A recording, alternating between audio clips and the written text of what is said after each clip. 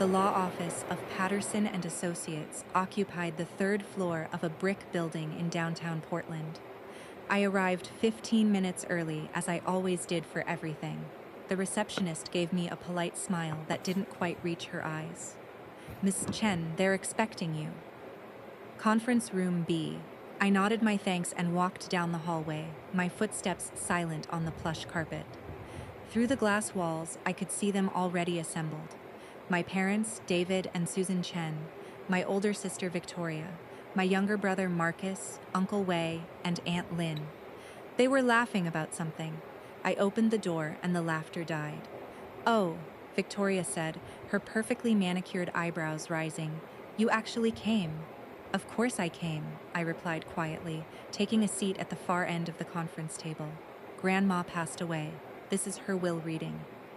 "Surprised you even knew she died," Marcus muttered, not quite under his breath. "Since you never visited."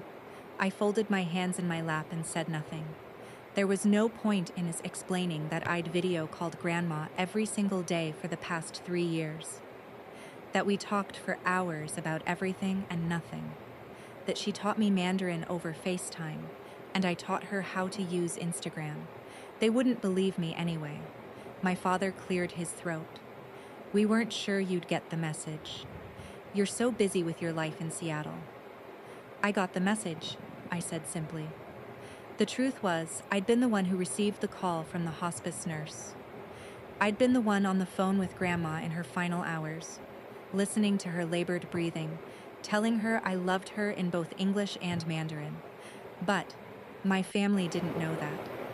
They'd been too busy arguing about funeral arrangements to who was actually with her, even if only virtually. Victoria was dressed in head-to-toe black designer clothes, looking like she was attending a fashion show rather than a will reading. "Well, let's get this over with. Some of us have actual commitments." The door opened and a distinguished man in his 60s entered, carrying a leather briefcase. "Good afternoon, everyone. I'm Robert Patterson. I'll be executing Mrs. Chen's will today." He settled into his seat and pulled out a thick folder. My family leaned forward eagerly. I sat back, watching. "Before we begin," Mr. Patterson said, "I need to confirm everyone's identity." He went around the table, checking IDs. When he got to me, he paused. "Ah, Miss Lauren Chen, your grandmother spoke of you often." "Did she?" I asked softly. "Extensively," he replied, and something in his tone made Victoria's eyes narrow. Mr. Patterson returned to his seat and opened the will. "Let me start by saying that Mrs. May Chen was very specific about her wishes. She updated this will multiple times over the past 5 years, most recently 8 months ago." "8 months ago?" My mother frowned. She was already quite ill by then.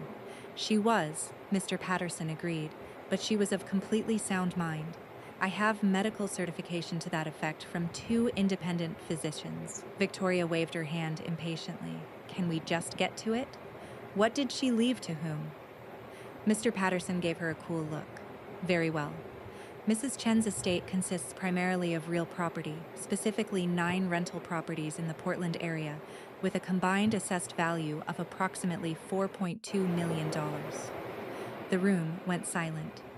I'd known about the properties, of course. Grandma had told me about each one, sharing stories of how she and Grandpa had built their portfolio from nothing. 2 immigrants working 3 jobs each to buy their first duplex in 1975. 9 properties, my father breathed. "I knew about 5, but 9? Your mother was a shrewd businesswoman," Mr. Patterson said. "She acquired the last 4 properties over the past decade. All are income generating, fully rented, and professionally managed." Victoria's eyes were gleaming. "So, we divide them 3 ways? 3 for me, 3 for Marcus, 3 for Lauren." "Not exactly," Mr. Patterson said. "What do you mean, not exactly?" Victoria's voice rose. "We're her grandchildren. That's how inheritance works." Mr. Patterson adjusted his glasses. "Mrs. Chun left very specific instructions. She wanted me to read you a letter first." He pulled out an envelope. "This is in her own handwriting. Just tell us who gets what," Marcus said impatiently. "The letter is part of the will." Mr. Patterson said firmly. Mrs. Chun insisted it be read aloud in full before any distribution is discussed. He opened the envelope and began to read. My dear family, if you're hearing this, I am gone. I hope you gave me a good funeral. I hope you said kind things about me. I hope you remembered that I loved you all, even when you made it difficult. I have thought long and hard about what to do with the properties your grandfather and I built. These 9 buildings represent 50 years of work, 50 years of sacrifice, of saving every penny, of fixing broken toilets at midnight, and dealing with difficult tenants, and learning a business in a language we barely spoke. I have watched each of you carefully over the past 5 years. I have seen who you are when you think no one is watching. I have seen what you value and who you value it for. Victoria, you visited me twice in the past 3 years. Both times you asked about the properties, asked when I was going to downsize and simplify my estate. You never asked how I was feeling. You never asked about my life. Marcus, you call me every few months, always with the same question. Did I need help managing my assets? You offered many times to take over the properties to relieve me of the burden. You never asked about my book club, or my garden, or my friends. David and Susan, you are good children to me, but you raised Victoria and Marcus to see me as a bank. Every conversation became about money, about property, about what I would leave behind instead of what I was living now. And then there is Lauren. Lauren, who moved to Seattle 7 years ago and broke my heart a little. Lauren, who everyone said abandoned the family. Lauren, who stopped coming to dinners because Victoria made her cry and Marcus made her feel small. But Lauren, who called me every single day, who learned Mandarin so we could talk in my first language when I was tired, who sent me pictures of her life and asked about mine, who remembered every story I told and asked to hear them again, who loved me, not what I had. So I made a choice. Mr. Patterson paused and I could feel every eye in the room on me. My heart was pounding. What choice? Victoria demanded. What did she do? Mr. Patterson continued reading. In 2019, I transferred all 9 properties into an irrevocable trust. The sole beneficiary of that trust is Lauren May Chin, my youngest grandchild and the only one who saw me as a person instead of a portfolio. To Victoria and Marcus, I leave my jewelry and my furniture. These items have sentimental value and should sell for approximately $30,000 combined. Use this money however you wish. To my son David and his wife Susan, I leave my blessing and my love. You will understand why I made this choice even if it hurts. To Lauren, I leave everything else. The properties, the rental income, the future. I am not being cruel. I am being honest. You reap what you sow, and I watched for 5 years what each of you planted. Love, Grandma. The silence that followed was deafening. Then Victoria exploded. That's... She slammed her hand on the table. She was senile. This isn't legal. You, she pointed at me with a shaking finger. You manipulated her. You poisoned her against us. Miss Chun, Mr. Patterson said calmly. Your grandmother was examined by 2 independent physicians before executing these transfers. Both certified her mental competency. The transfers are legal, binding, and irrevocable. I don't believe this, Marcus said, his face pale. 9 properties, all of them, to her? Yes, Mr. Patterson confirmed. He pulled out another folder. Here are the trust documents filed with the county recorder in June 2019. All 9 properties legally transferred to the Lauren M. Chun Irrevocable Trust. He laid them out one by one. Each deed, each transfer document, each notarized signature. The Hawthorne Avenue duplex, the Division Street fourplex, the Belmont Commercial Building, the Alberta Street apartments, the Woodstock family home, the Selwood rental house, the Morrison triplex, the Foster Powell Corner lot with 2 houses, the Jade District mixed-use building, all 9, all mine. My mother was crying silently. My father looked like he'd aged 10 years. Uncle Wei and Aunt Lynn sat frozen in shock. But Victoria was just getting started. This is what you get, she hissed at me, her face twisted with rage. This is what you deserve for cutting us off, for abandoning your family, for moving away and acting like you're too good for us. I didn't abandon anyone, I said quietly. You left, Victoria screamed. You moved to Seattle and stopped coming to family dinners, and made Grandma think we didn't care about her. I stopped coming to family dinners because you bullied me at every single one, I said, my voice still calm but harder now. Because Marcus criticized every choice I made. Because you all made it clear I didn't fit your vision of what a Chen should be. That's not true, my mother protested weakly. Isn't it? I looked at her directly. Mom, when is the last time you asked about my job without suggesting I should quit and work for Dad's company instead? When did you ask about my life without comparing it to Victoria's? She had no answer, and I didn't make Grandma think anything, I continued. I called her every single day, FaceTime every morning at 8 a.m. before work. We talked for an hour, sometimes two, about everything. Her stories from China, her life in America, her friends, her concerns, her joys, everything. That's a lie, Marcus said flatly. I pulled out my phone and opened my call history. Would you like to see? 1,095 consecutive days of FaceTime calls. That's 3 years, Marcus. 3 years of daily calls, never missed once. I turned the screen toward them. The evidence was irrefutable, call after call after call, each one lasting 60 to 120 minutes. You could have faked that, Victoria said desperately. Why would I asked. Why would I fake calling someone I loved? The better question is, why didn't you actually call her? Victoria's face went red. I was busy. I have a career, a life. So do I interrupted. I have a career, a demanding one, but I made time every single day because she mattered more than being busy. Mr. Patterson cleared his throat. There's more. Mrs. Chin also requested a financial audit of the property's management over the past 5 years. She asked me to review the accounts before the will reading. Why? My father asked, though his voice suggested he already knew. Because, Mr. Patterson said, pulling out yet another folder, there are significant discrepancies in the reported rental income versus the actual collected income.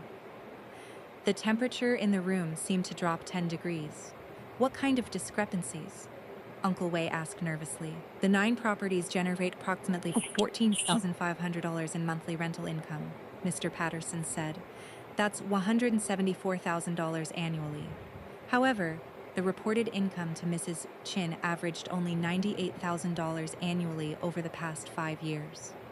The difference, approximately $380,000, appears to have been diverted. Diverted where? I asked, though I had a sinking feeling I knew. Mr. Patterson looked at Victoria and Marcus. The properties were being managed by various family members. Ms. Victoria Chin managed 4 properties. Mr. Marcus Chin managed 3. Your parents managed 2. We were doing Grandma a favor, Victoria protested. She couldn't handle them herself anymore. The management agreements you signed, Mr. Patterson continued calmly, specified that you would receive a 10% management fee. Instead, it appears you were keeping approximately 44% of rental income across all properties. My father had gone gray. That's not possible. We would never. I have bank records, Mr. Patterson interrupted gently but firmly. Rent checks deposited to personal accounts. Cash payments never reported. Tenants paying one amount while Mrs. Chen's statements showed another. It's all documented. You were stealing from Grandma, I said, the realization hitting me like a physical blow. For 5 years, while she trusted you. We weren't stealing, Marcus shouted. We were working, managing tenants, handling repairs, dealing with problems. We deserved that money. You deserved your 10% management fee, I said coldly, not 44%. The difference is theft. This is insane, Victoria said, standing abruptly. I'm not sitting here listening to this. Mom, Dad, we're leaving. We'll fight this. We'll sue. There's no way this holds up in court. Sit down, Mr. Patterson said, and his tone made it a command, not a request. We're not finished. Victoria slowly sat back down, her hands trembling with rage. Mrs. Chen knew about the missing income, Mr. Patterson continued. She knew for at least 2 years before her death. She hired a private investigator to track where the money was going. She what? My mother whispered. She had you all followed, your expenses tracked, your bank deposits monitored. She documented everything. He pulled out a thick report. Victoria, you purchased a BMW in 2021 with cash. $47,000. Where did that money come from? Victoria said nothing. Marcus, you took 3 trips to Vegas in 2022. High roller suites, expensive restaurants. Total expenses approximately $35,000. On a salary of $52,000 per year, how did you afford that? Marcus stared at the table. David and Susan, you renovated your kitchen last year. Top-of-the-line appliances, custom cabinets. The contractor's invoice was $78,000. You told your friends you'd been saving for years, but your bank records show no such savings. Instead, they show regular cash deposits that match the missing rental income from the 2 properties you managed. My mother was openly crying now. My father looked like he might be sick. Grandma knew, I said softly, understanding washing over me. She knew everything, and she was gathering evidence. For what purpose? Uncle Wei asked quietly. Mr. Patterson looked at me. Mrs. Chun left instructions. She said if the family accepted the will gracefully, we would say nothing about the financial irregularities. But if anyone contested the will or made accusations against Lauren, I was to turn all evidence over to the authorities and recommend criminal prosecution for embezzlement. The room went dead silent. You're blackmailing us, Victoria said, her voice shaking. No, I said. Grandma is protecting me from beyond the grave. Mr. Patterson nodded. Mrs. Chun was very clear. She said her family had a choice. Accept the will with grace or face the consequences of their actions. There is no third option. This isn't fair, Marcus said weakly. Fair? I repeated, my voice finally showing anger. You stole from an elderly woman for 5 years. You treated her like a bank account. You ignored her until you wanted something. And you have the audacity to talk about fair? We're still family, my mother pleaded. Lauren, please, don't let it end like this. I didn't end anything, I said, standing up. You all did. Years ago, when you made it clear I didn't matter unless I conformed. When you criticized every choice I made. When you made family gatherings so toxic I had to leave for my own mental health. We didn't mean, she started. Yes, you did, I interrupted. You meant every word. Every comparison to Victoria. Every suggestion that my job wasn't good enough. My life wasn't impressive enough. My choices weren't acceptable enough. You meant all of it. I turned to Mr. Patterson. What do I need to sign? He slid several documents across the table. These transfer the trust properties into your direct control. You'll also need to meet with the property management company next week to discuss ongoing operations. I signed each one, my hands steady despite my racing heart. Victoria watched me with pure hatred in her eyes. You're really going to do this? Take everything. Leave us with nothing. You're getting $30. Thousand in jewelry and furniture, I reminded her. That's more than I got from this family and emotional support over the past 7 years. How can you be so cold? She demanded. I learned from the best, I replied, meeting her gaze. I learned from a family that measured love and property values and saw people as assets to be managed. I gathered my copies of the documents and stood. Mr. Patterson, thank you for your time. Please send any additional paperwork to my Seattle address. Of course, Miss Chun. I walked toward the door. My father called out, Lauren, wait. Please, can we talk about this? I paused but didn't turn around. About what, Dad? About how you stole from Grandma. About how you raised my siblings to see me as less than. About how you never once defended me when they tore me down. We love you, he said desperately. No, I said quietly. You love the idea of me. The version that stayed small and quiet and didn't challenge your authority. The daughter who would have accepted being cut out of Grandma's will without question. But you don't love me. You never bothered to know me well enough to love me. I opened the door and walked out. Behind me, I heard Victoria scream something, heard my mother sob, heard chair scraping. But I didn't look back. The next 6 weeks were a blur of legal paperwork, property inspections, and family voicemails I didn't return. Victoria tried to contest the will anyway, despite Mr. Patterson's warning. The case was dismissed within 2 weeks. Grandma's documentation was too thorough, her mental competency too well established. When Victoria's lawyer filed the dismissal, Mr. Patterson called me. "Ms. Chun, given that your sister contested the will, your grandmother's instructions are now in effect. I'm required to turn the financial evidence over to the district attorney's office." I sat in my Seattle apartment looking out at the rain thinking about Grandma. "Do you have to?" Those were her explicit wishes, yes. I closed my eyes. Then do it. She earned the right to decide this, even after death. The investigation moved quickly. Bank records don't lie, and Grandma's PI had been thorough. Within a month, Victoria, Marcus, and my parents were all charged with embezzlement. The amounts were significant enough that prison time was possible. Victoria called me from her lawyer's office, crying and begging.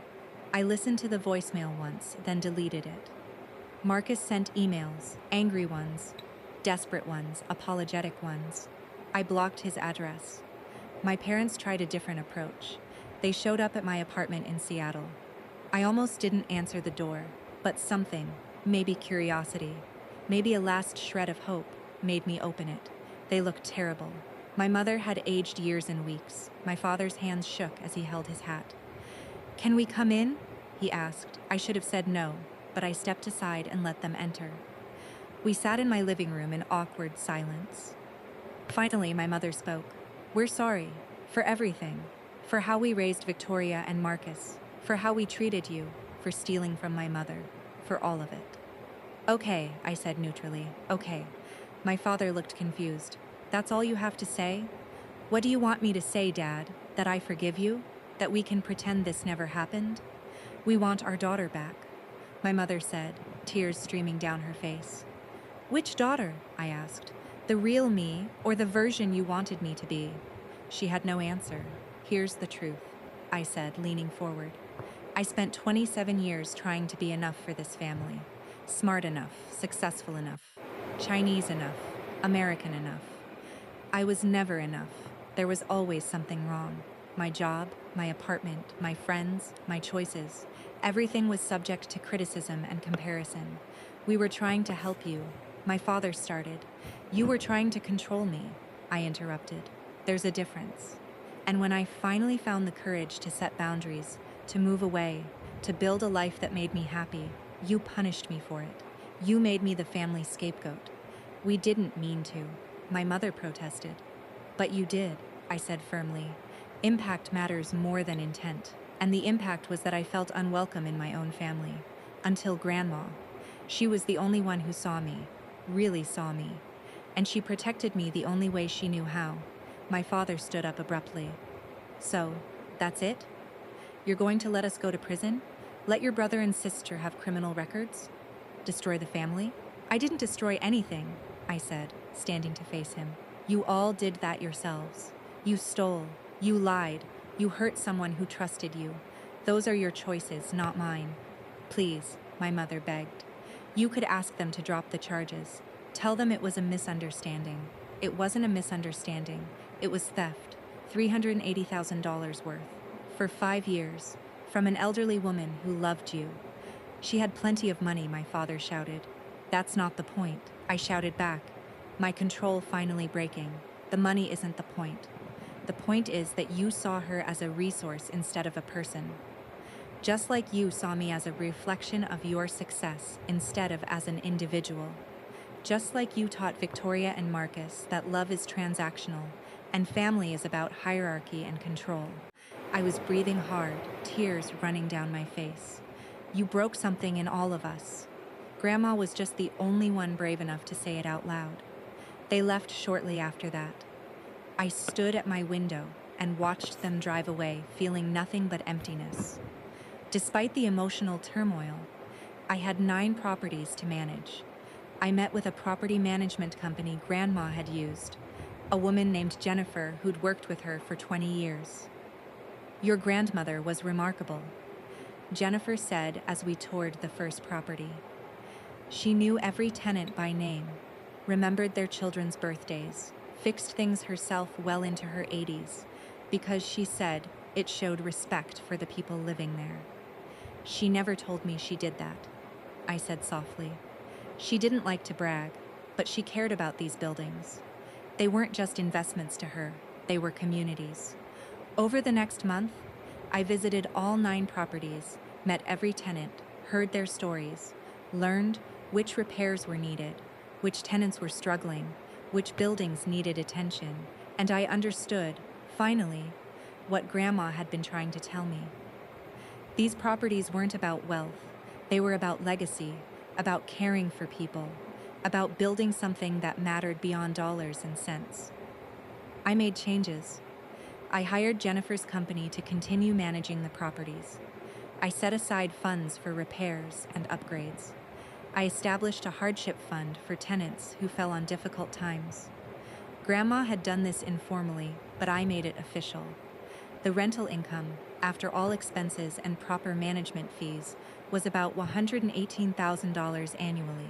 I didn't need it. My software engineering job paid well.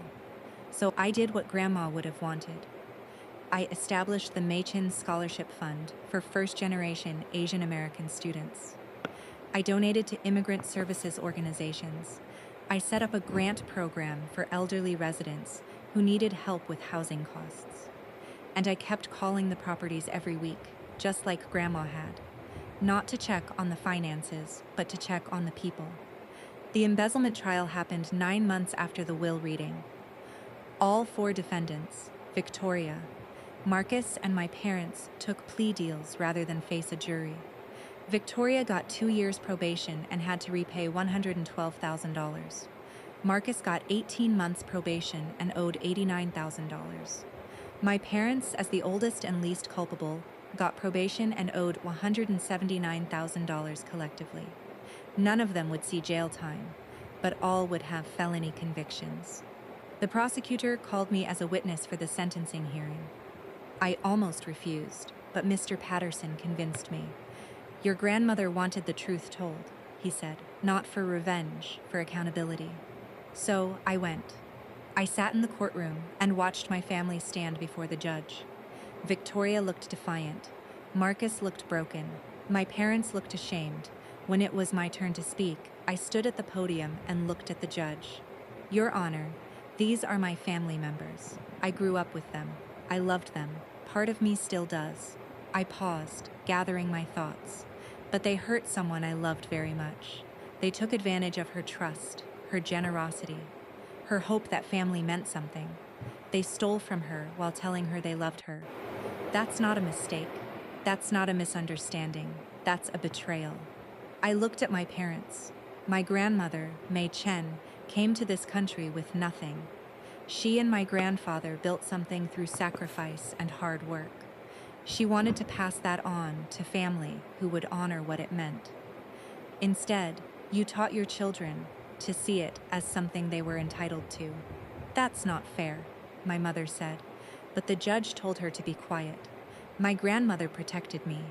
I continued, because she knew I needed protecting, not from strangers, but from my own family. Think about what that means.